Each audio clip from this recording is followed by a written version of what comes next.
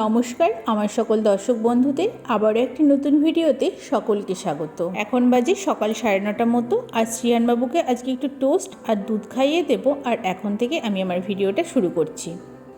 আরে কি মুশকিল, আমি খাবো না বলেছি কিন্তু খাবো একা ভালো লাগে না খেতে।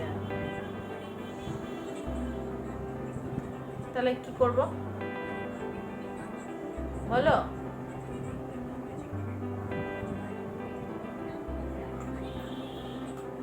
এত মিষ্টি না, বেশি খেলে ক্ষতি হবে। তুমি সেটা চাও? হ্যাঁ চাও? ওটা চলছে না। শ্রিহানের জন্য আমি দুটো পাউরুটিতে জ্যাম লাগিয়েছি। ও একটা খেয়ে আরেকটা খেতে চাইছে না, তো আমাকে খেতে হবে। আমিও একা খেতে পাচ্ছি না, তাই ওর বাবাইকে বলছিলাম, ও একদমই রাজি হচ্ছে না খেতে। অগত্যা ওই পাউরুটি খেয়ে রান্নাবান্নার দিকে চলে আসলাম। আজকে রান্না হবে পুঁই ডাঁটার তরকারি, ইলিশ মাছের মাথা দিয়ে আর ইলিশ মাছ ভাপা। জানেন, প্রতিদিন আলাদা আলাদা মাছ ঘুরিয়ে ফিরিয়ে আনা হলেও ইলিশ মাছটা না অনেক দিনই হয়নি, তো ওকে বলেছিলাম একটা ভালো ইলিশ মাছ পেলে কিনে নিতে। আমি এবার বাজারে যাওয়ার সময় বলে দিয়েছিলাম খুব বেশি বড় নেবে না, তাহলে আবার ফ্রিজে থেকে যাবে। এক মাছ আবার দুদিন খেতে ভালোও লাগে না, তার জন্য ও একটা ছোট সাইজের মাছ এনেছে। তো দেখে মনে হচ্ছে বেশ ভালোই। এদিকে সবজিটা করার জন্য একটু গাটি কচু, কুমড়ো, মূলো, বেগুন এগুলোই দিয়েছিলাম। আর পুঁই ডাঁটাটাও বেশ ভালো এনেছে ও বাজার থেকে। পুঁই শাক দেখা মাত্রই আমার মাথায় আসলো ওই কচু দিয়ে বেগুন দিয়ে যে পুঁই শাকের তরকারিটা হয়, আর তার মধ্যে যদি ইলিশ মাছের মাথা দেওয়া যায় তো আরও ভালো লাগে খেতে। প্রথমে সবজিগুলোকে খুব ভালোভাবে কষিয়ে ভেজে নিয়েছি, তারপরে পুঁই ডাঁটা আর বেগুনটা দিয়ে আরও একবার ভেজে নিয়েছি। তারপরে লবণ আর হলুদ দিয়েছি। সবজিগুলো খুব ভালোভাবে ভাজা হয়ে গেছে। এবার মশলা হিসাবে দিয়েছিলাম একটু জিরে আর কাঁচা লঙ্কা বাটা। মশলাটা দিয়ে একটু কষিয়ে নিলাম, তারপরে একটু জল দিয়ে দিলাম। মনে হচ্ছে পুঁই ডাঁটাগুলো সিদ্ধ হতে একটু সময় লাগবে।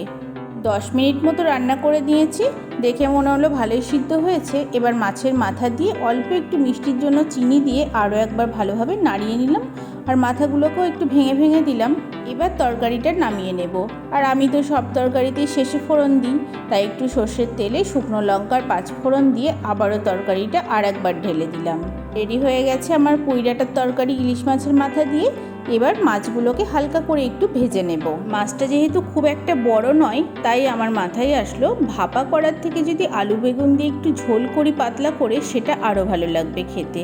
সেই মতো মাছগুলোকে হালকা করে ভেজে নিয়েছি। আর শ্রিহানবাবু তো আমার মতোই ইলিশ মাছ খেতে ভীষণ পছন্দ করে। ছোট হলে কি হবে, মুখের স্বাদ কিন্তু বড়দের মতো। মাছগুলো ভাজা হয়ে গেছে। এবার ওই ইলিশ মাছের একটু তেল তুলে নিলাম গরম ভাতে খাওয়ার জন্য।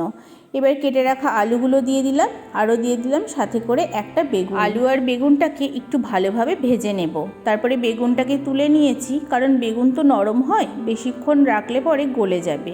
তারপরে দিয়ে দিলাম কালো জিরে আর মশলা হিসাবে দিয়েছি জিরে আর কাঁচা লঙ্কা বাটা।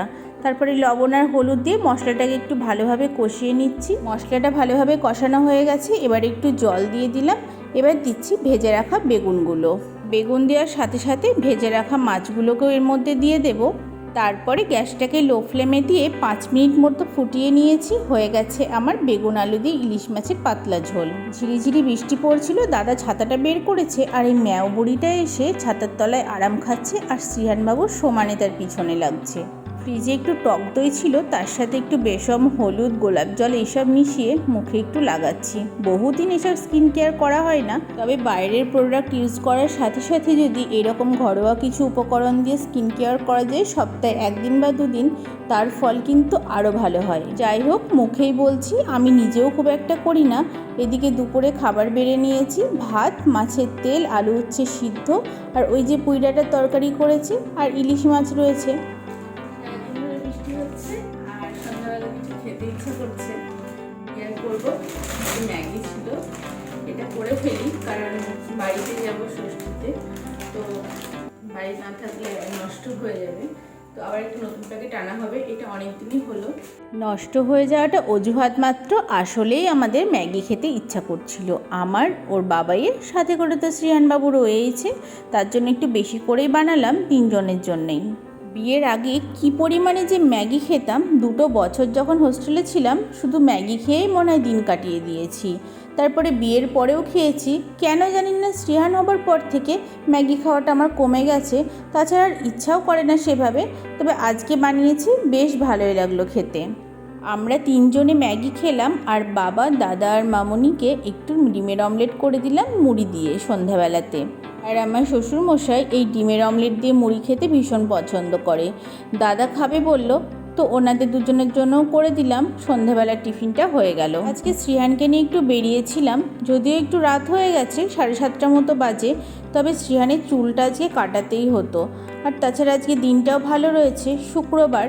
চুল নখ এগুলো কাটলে একটু বারটার দেখে কাটি, কারণ এগুলো মাই বলে দিয়েছে যে চুল কাটলে যেন শনি মঙ্গলবারে না কাটি। আর আমার চুলটাও বেশ বড় হয়েছিল, ওর সাথে সাথে আমিও একটু কেটে নিলাম। সেলনে গিয়ে বাপি ফোন করেছে, যেই শুনেছে চুল কাটতে এসেছি আমাকে তো বকা দিচ্ছে কেন আমি রাতে চুল কাটতে গেছি। তবে দিনের বেলায় তো সেভাবে সময়ও হয় না, আর এখানকার সেলনগুলোতে রাতেই ফাঁকা থাকে। আসার সময় একটু আইসক্রিম কিনে নিলাম। সেলন থেকে বলে দিয়েছিল চুলটা যেন আমি একদিন না বাঁধি, কিন্তু আমি গরমে তো ঘুমাতেই পারবো না, তাদের কথা শুনিনি, বেঁধেই নিয়েছিলাম। শুধু বাড়ি এসেছি ওইটুকু টাইমই খোলা ছিল। আর হেঁটে হেঁটেই ফিরলাম, কারণ হাঁটা চলাও সেভাবে হয় না, টোটো করেই সব জায়গায় যাই। শ্রীহানবাবু আস্তে আস্তে বাবাইয়ের স্কুল দেখাচ্ছে। আর বাড়ি আসার পরে খেতে বসে পড়েছিলাম। আজকে রুটি, পনির আর এদিকে ছোলার ডাল ছিল। আর রাতে দেখুন সেই আইসক্রিমগুলো নিয়ে মশারির ভেতর বসেছি 3 জনে। এদিকে তো তার নিজের আইসক্রিমের থেকে আমার আইসক্রিমটাই বেশি ভালো লাগছে। আজকে ভিডিওটা এই পর্যন্তই। আসছি নতুন কোনো ভিডিও নিয়ে, ততক্ষণ ভালো থাকবেন আর চ্যানেলটাকে সাবস্ক্রাইব করে আগামী দিনে পাশে থাকার অনুরোধ রইল।